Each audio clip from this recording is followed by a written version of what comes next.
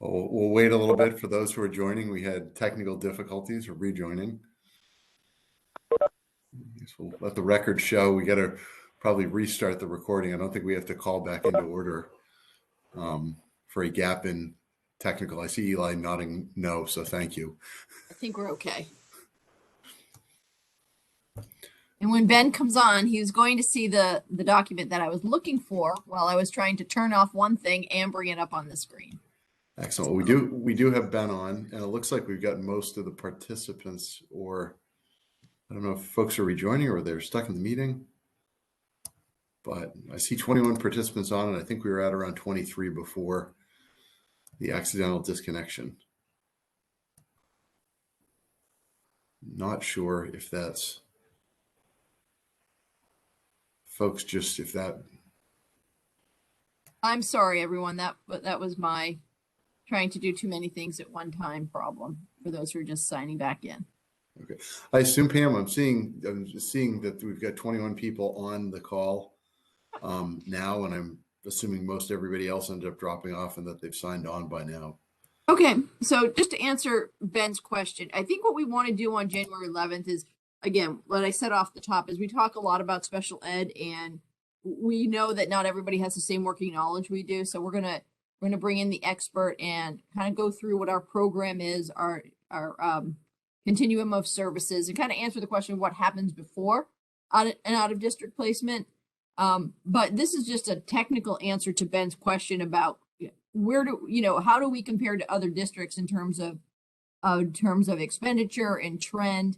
And I would say, Ben, with a lot of confidence that we do this better than many districts, but yet we're all susceptible to a lot of outside influences that we can't control.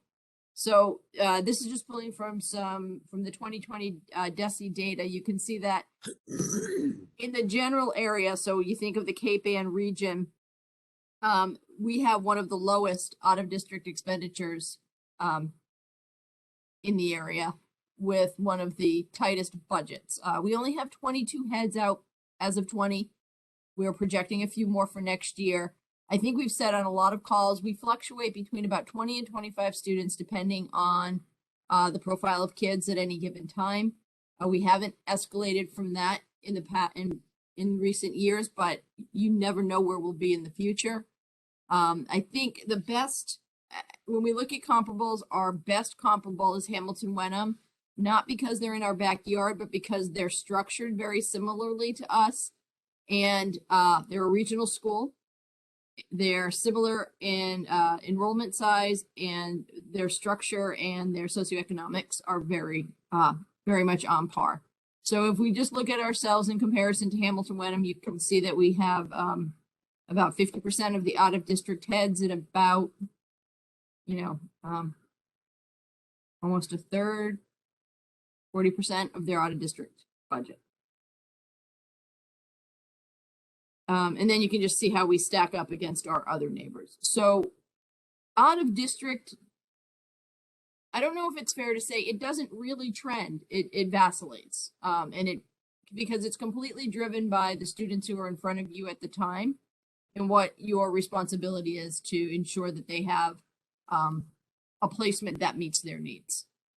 When we talk in January, you're going to see that what I wanted to do too is look at the comparison of out of district to in district and just make sure, again, not looking at the number, just looking at the numbers. We have very high quality programming in district, and we're doing it at a relatively, at a comparably good cost. So we're not overspending in district and compared to other neighbors to achieve a low out of district. We're really right there with other small schools in our percentage of students out, and I think we're right there with our spending. So I think you're getting a really good value for the dollar, and it's being managed extremely well in terms of running the balance of providing quality in district services wherever we can, but ensuring that if we can't, that students are in placements that are good for them. So I think we're all anticipating an uptick in special needs and interventions as we come out of COVID. But in terms of the big picture, I think we're very solid. This chart is super helpful. Thank you, Pam. This is I feel like I have to I can send it to you. 3 inches from my computer to see it, but it's great. And I'll just quick for people who are looking, if you don't know, Masco, the other thing that's on here is typically, what is it? Dover Sherborne will sometimes be mentioned as a comparable. I just need a little more, to do a little bit more work to put it on here. If you see Tri-Town and Masco, they're structured similarly where they have separate elementary structures and secondary structures. So what I've included on our list are only K-12 organizations. What you see down in blue is the breakout of all of the component parts of the Tri-Town Masco School District. So you can see it by school if you're interested, but when you take their whole operation, that's what you get in the top tier line. Yeah, Avi, this is Eli. What can you give us for reserve numbers right now?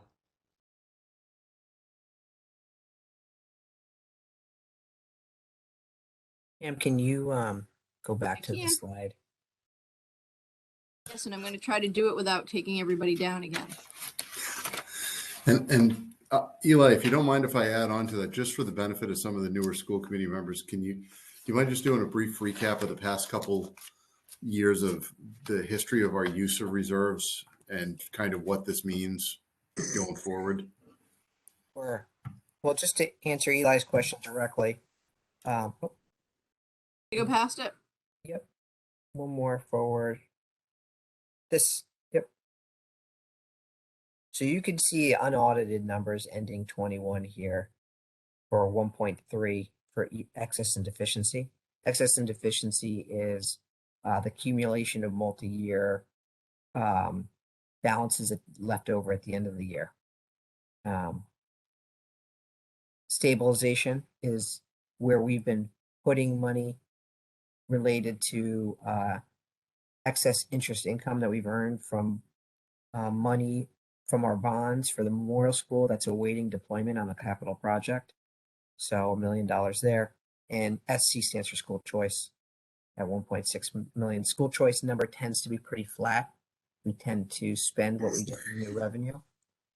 That's been the way we've been managing this for the past, I would say, 4 or 5 years. And with regard to Ken's comment about what we've used, it was, I'd say, prior to fiscal 16, where we had a revenue correction from both of our member towns, we were funding a gap using one-time reserve revenue, and that number continued to rise. And we knew that was not long-term sustainable, but we also hadn't had an override in 10 years. So we felt like it was a good time to request additional funding with an override in Manchester, and Essex funded it through some of the additional funds that came through, if I recall, through just some of the Canoma point changes.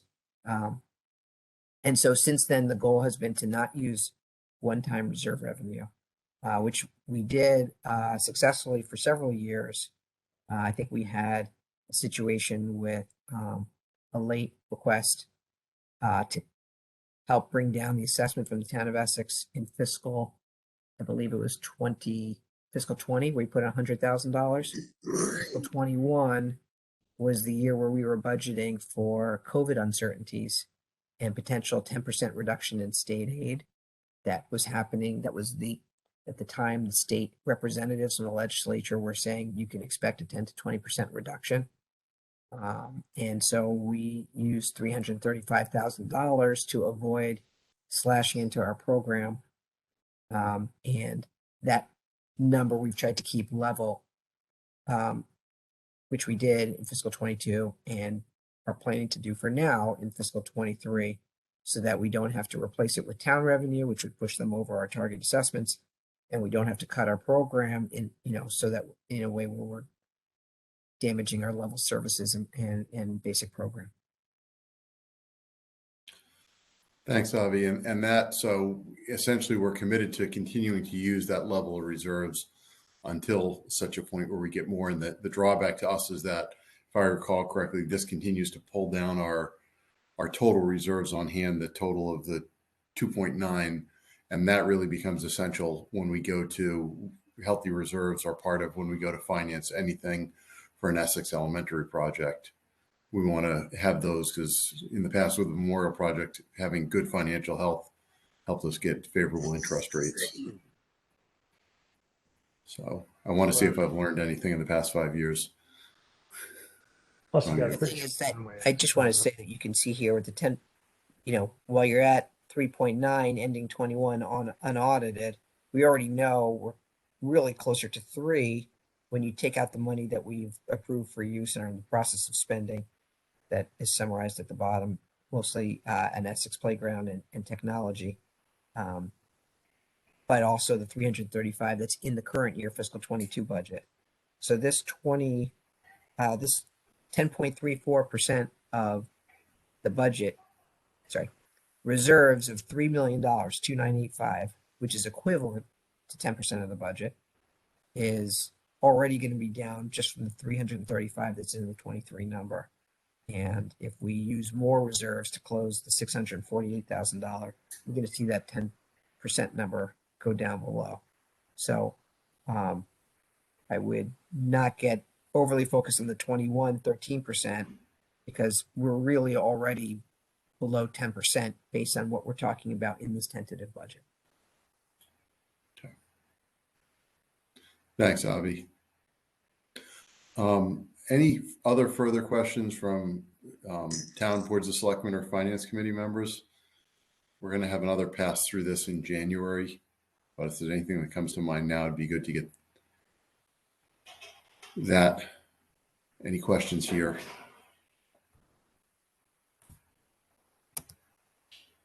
Okay, I'm just looking through. I don't hear anybody lining up, so I guess open it to general public. Anybody else that's on the line with a few last questions, and then I've got, I think, one more of my own I wanted to ask, but any questions from folks that haven't spoken so far around the budget use?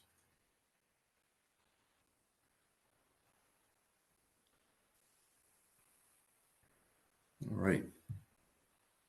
We're making some fairly good progress through here. My last question, I don't want to be the one to keep everybody a little bit late, but Avi, drawing on your knowledge, does school choice, we've kept school choice level. Does the school choice, do you recall when, if any, at any point in time, the state adjusted the per pupil school choice? Because that, despite rising costs and the shift in our budgets, that number per student reimbursement seems to remain the same. Never Yes, it's been changed it. $5,000 per pupil for over a decade, maybe close to 2. And you do get some small incremental costs, cents on the dollar for any special education incremental costs, but not really much. But you, if there is an out of district placement that happens with a school choice student, that 100% of that is covered by the sending district. Okay. So thank you, Avi. So that was my last question. I guess if there are no others, Pam, you had asked the question, or I can't remember whether it was you or Avi had raised the question about if the plan was for the school committee to continue with the level services budget. And I think that's still what we're aiming for. There's at least from my perspective on it, I've heard both ways for increasing services people have asked for, and also, especially with COVID, we are seeing some learning loss, but I think the district is managing that and putting the resources and moving the resources where they need to be. I guess, is there anybody else on the school committee that wants to, comment around level services, if they're okay, that being the strategy that we're continuing to base this on, which is to provide the same amount of services we have in past years? Yeah, can I share a thought? Yeah, please. Yesterday we had a finance subcommittee meeting yesterday, and Sarah brought up a really good point that we just went through this whole process, a very long process of looking at the strategic plan for the next 10 years for the district, and level services would be a minimum here. So, I mean, I think that given what we got from the community input, both towns, the communities had a chance to weigh in and be part of that process in many different forms. And certainly what nothing that I heard in that process, being on that committee as well, said anything about let's scale back, let's cut our programming. So certainly this is an issue to work on, but I think that from the school committee perspective, from what I've seen, everything, I haven't seen anything that would lead us to need to change our outlook for committing at least to level services. Fair enough. Thank you, Teresa, for that perspective, especially on the visioning and the plan. I think we're all still just waiting to see how we get through COVID and just being happy that the students are back in school, learning normally and trying to keep up with teachers and all the other changes this year brings. I'll add on to that, Ken, and just note that, level services isn't necessarily going to mean level funding and level needs. I think what we're seeing is that coming out of COVID, we have more needs than we have in the past. And so in order to provide level services, that might mean providing more support for those needs. I agree. So our use of reserves is going to continue to increase. And we've got questions ahead. I think it's been 5 years since there was, Avi mentioned, the Manchester override. We are wrapping up the Manchester Memorial Project and talking about beginning to forecast. So Avi talked about with the Habib 2 report. I guess what will the official name of the second Habib report be, Avi?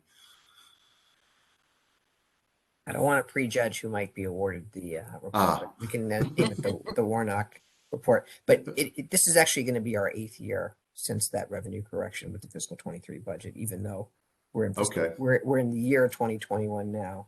It's 8 years with its budget that of a no override request. Yeah. Which the original, when I joined 5 years ago, I remember that it was predicted to a 5 to 10 year before further override requests, and with our reserves ticking down and other things, but we'll get through this year. Appreciate really the effort that you and Pam and the district have put into putting together the budget and going through the planning for this. So all that said, I think we've exhausted questions. We're actually running a little bit ahead of time. I know Pam, we had an outstanding request to, if we wanted to pull together a meeting, another school committee meeting in December, and based on kind of where we stand now, I'd suggest that we skip that and just reconvene and continue on to our next meeting, which is, I think, January 11th, if my notes are right, for our next scheduled school committee meeting. And then there's a follow-on public hearing on January 23rd. So Pam, any last thoughts or comments before I guess I'd move that we adjourn from this otherwise? Or I'd ask as for a long motion. as the committee's questions have been answered and our guests from the other boards that we work with, if they feel like they have what they need at this stage of the game, I think we're all set.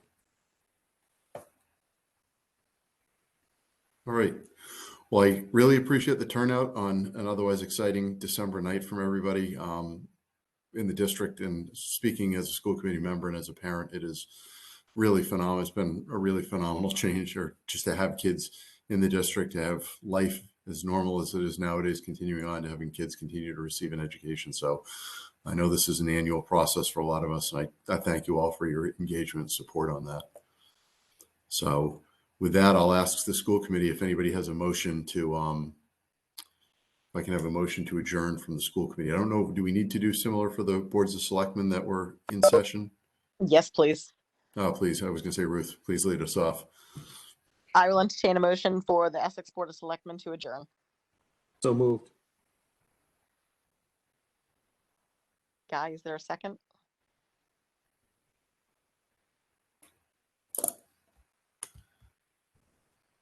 I'll second. I'll do it for you, but I can't.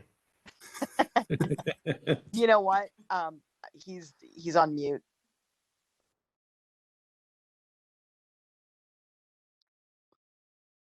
Well, we're a quorum. All those in favor? Aye. Aye. All right, Eli. I'm not in charge. No, Jeff. I don't know that we can do this. I don't know if we can adjourn. I think we only had 3 members, which is a quorum, and I think we lost one. All right. Well, everybody's going to have to just stay here with us. That's right. Jeff and Eli are staying. Eli and I have a motion, and I think, Eli, you want to second that? Sure. Okay. Is John Round still on this call?